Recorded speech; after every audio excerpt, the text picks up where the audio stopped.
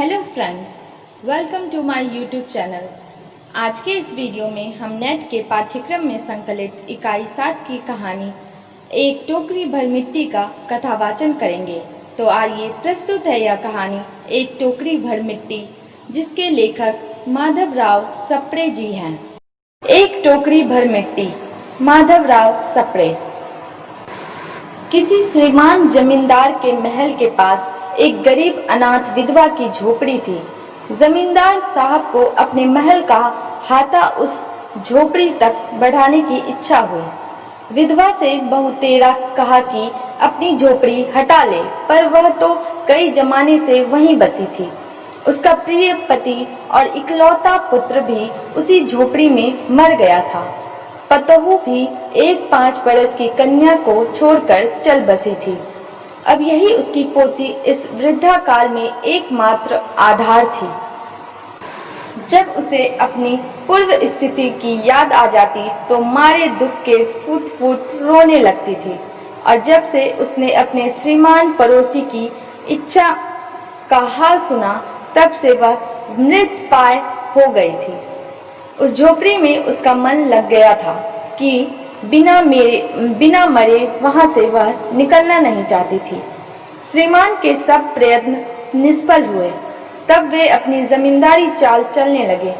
बाल की खाल निकालने वाले वकीलों की थैली गरम कर उन्होंने अदालत से झोपड़ी पर अपना कब्जा करा लिया और विधवा को वहां से निकाल दिया। बिचारी अनाथ तो थी ही, पास पड़ोस में कहीं जाकर रहने लगी। एक दिन श्रीमान उस झोपड़ी के आसपास टहल रहे थे और लोगों को काम बतला रहे थे कि वह विधवा हाथ में एक टोकरी लेकर वहां पहुंची। श्रीमान ने उसको देखते ही अपने नौकरों से कहा कि इसे यहाँ से हटा दो, पर वह गिड़गिड़ा कर बोली, महाराज, अब तो यह झोपड़ी तुम्हारी ही हो गई है, मैं उसे लेने नहीं आई हूँ। महाराज क्षमा करें, तो एक विनती है। जमींदार साहब के सिर हिलाने पर उसने कहा, जब से यह झोपड़ी छूटी है तब से मेरी पोती ने खाना पीना छोड़ दिया है। मैंने बहुत कुछ समझाया, पर वह एक नहीं मानती। यही कहा करती है कि अपने घर चल, वहीं रोटी खाऊंगी। अब मैंने यह सोचा कि उस झोपड़ी में से एक टोकरी भर मिट्टी लेकर उसी का चूल्हा बनाकर रोटी पकाऊंगी। इससे भरोसा है कि वह रोटी खाने लगेगी। महाराज कृपा करके आज्ञा दीजिए तो इस टोकरी में मिट्टी ले आऊं। श्रीमान ने आज्ञा दे दी।